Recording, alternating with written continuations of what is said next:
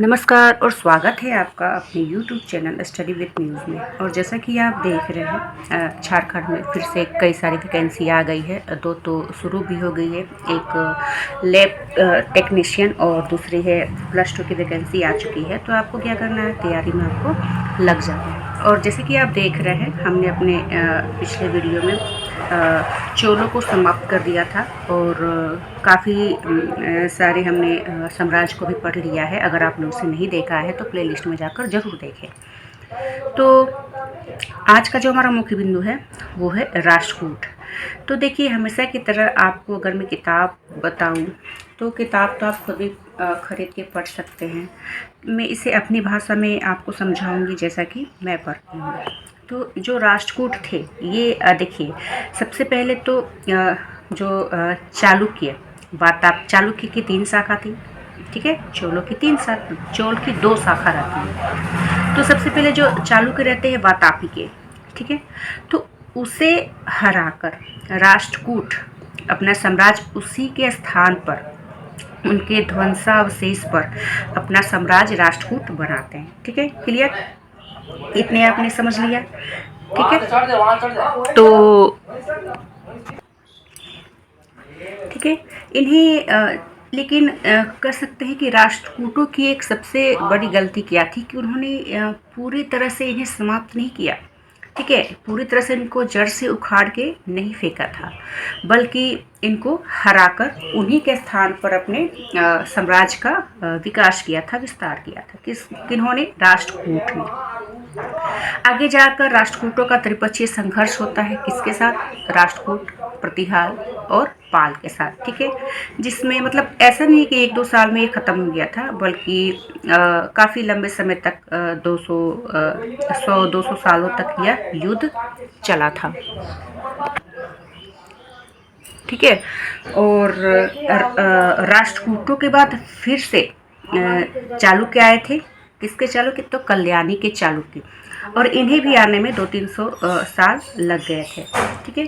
तो खाका आपने समझ लिया किस तरह से ये रचे थे, किस तरह से ये बसे थे, ठीक है। अब हम मेन पॉइंट पे आते हैं। तो देखिए क्या हुआ कि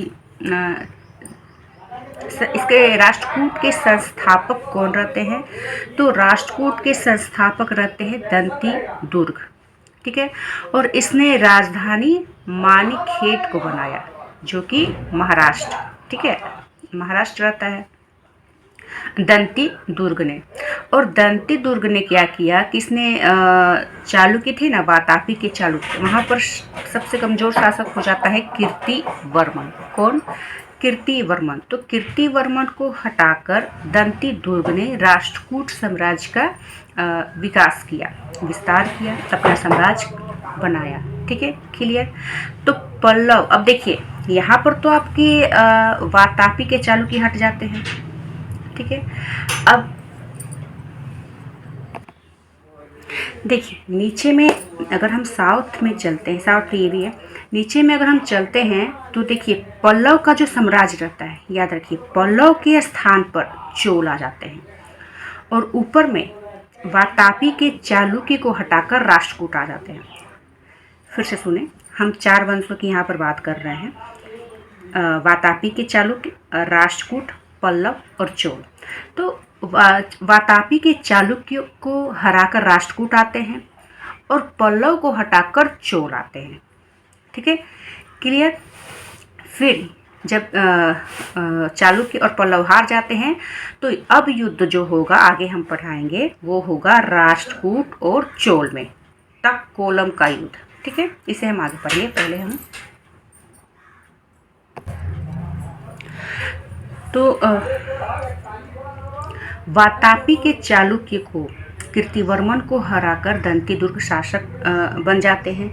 तो यहाँ पर जो वातापी के चालुक्य रहते हैं वो सामंत हो जाते हैं, सामंत हो जाते हैं, ठीक है। तो सबसे पहला शासक किसका रहता है? सबसे पहला शासक रहता है दंती दुर्ग, ठीक है। चित्र में आप यहाँ पर देख सकते हैं कौन है सबसे पहले? दंती दुर्ग, है ना, दंती दुर्ग। फिर आता है इसके बाद कृष्ण प्रथम। तो जो कृष्ण प्रथम है ना, इसने एक मंदिर बनवाया, महाराष्ट्र का कैलाश मंदिर, एलोरा का मंदिर। ठीक है, आपने नाम बार बार सुना है। कौन थे? कृष्ण प्रथम। प्रथम याद रखिएगा, एग्जाम में आपको फर्स्ट सेकेंड थर्ड सभी दे देता है, तो क्या थे ये? प्रथम थे। ठीक है, कृष्ण प्रथम। फिर आते हैं ध्रुव। ये वही ध्रुव है जिसने त्रिपक्षीय संघर्ष में भाग लिया था। मतलब राष्ट्रकूट, प्रतिहार और पाल का जो युद्ध हुआ था, त्रिपक्षीय संघर्ष, उसमें राष्ट्रकूटों के ध्रुव ने, राजा ध्रुव ने युद्ध में भाग लिया था। ठीक है, ये जो युद्ध था ना, ये 1-2 साल में ख़त्म नहीं हुआ था। इससे 100 साल तक यह युद्ध चलते रहा। कभी कोई जीतता, कभी कोई जीतता, कभी कोई जीतता था। ठीक है, लेकिन अगर ओवरऑल बोले तो इसमें प्रतिहारों की जीत हुई थी। ठीक है, प्रतिहारों की जीत हुई थी। फिर आते हैं गोविंद तृतीय, उतने खास नहीं है। फिर है अमोघ वर्ष। अमोघ वर्ष ने ना, इसे कविराज की संज्ञा दी गई, उपाधि दी गई कविराज की। और हाँ, तो अमोघ वर्ष के दरबार में थे जिनसेन। ठीक है, और इन्हीं से प्रभावित होकर अमोघ वर्ष ने जैन धर्म को अपनाया। अमोघ वर्ष ने जैन धर्म को अपनाया, कविराज की उपाधि इसे थी। ठीक है, और इसी के समय में कन्नड़ भाषा का काफ़ी विकास हुआ, कन्नड़ भाषा का। और इसमें त्रिरत्न थे, पन, पोन, रण। पन, पोन, रण। किसमें? अमोघ वर्ष में। ठीक है, किसमें? अमोघ वर्ष में। दिख रहा है आपको? हाँ, अमोघ वर्ष। ठीक है, उसके बाद आता है इंद्र तृतीय। इंद्र तृतीय जो है, इसी के समय में कौन आया था? अल-मसूदी। अल-मसूदी इंद्र तृतीय के समय में आया था। कौन था ये? अरब यात्री रहता है। ठीक है, अरब यात्री इंद्र तृतीय। फिर कृष्ण द्वितीय आते हैं, उतने खास नहीं है। फिर इंद्र तृतीय आते हैं। अल-मसूदी इसी के दरबार में आया था, अरब यात्री था। इसी ने तो मानसून की जानकारी दी थी, है ना। फिर सबसे लास्ट कृष्ण तृतीय, मतलब सबसे लास्ट, मतलब ऐसा नहीं है, मतलब प्रतापी में सबसे लास्ट रहते हैं कृष्ण तृतीय। और इसी के समय में राष्ट्रकूट और चोल का युद्ध होता है, तक्कोलम का युद्ध। तो इधर अगर आपने जाना कि राष्ट्रकूट के राजा थे कृष्ण तृतीय, तो चोल के राजा कौन थे? मैंने जब चोल पढ़ाया था तो आपको बताया था। तो चोल में राजा रहते हैं परांतक प्रथम। परांतक प्रथम, जिसमें चोलों की हार हुई थी। तक्कोलम का जो युद्ध हुआ था, प्रथम युद्ध, उसमें चोलों की हार हुई थी। और सबसे लास्ट अयोग्य शासक कर्क द्वितीय। कर्क द्वितीय रहता है, और इसे ही हराकर कल्याणी के चालुक्य जो सामंत थे, फिर से इंतजार करते करते, अपने शक्ति को इकट्ठा करते करते, तेलप द्वितीय ने इसे हरा दिया, मार दिया। और राजधानी, देखिए सबसे बड़ी चीज़ है कि राष्ट्रकूटों ने एक गलती की थी कि वातापी के चालुक्य के स्थान पर ही अपना साम्राज्य का विकास किया था, और धीरे धीरे फिर से चालुक्य आ गए, है ना, लंबे इंतजार के बाद। अब जो चालुक्य आए कल्याणी के, उन्होंने कर सकते हैं कि मानिकखेट, राष्ट्रकूटों की राजधानी मानिकखेट, वहाँ पर राजधानी इसने नहीं बनाया। इसने अपनी राजधानी को थोड़ा हटा दिया, थोड़ा घसका दिया। ठीक है, कहाँ? कल्याणी कर दिया। इसलिए इनका नाम हो गया कल्याणी के चालुक्य। ठीक है, तो अपनी भाषा में मैंने आपको राष्ट्रकूट पढ़ाया।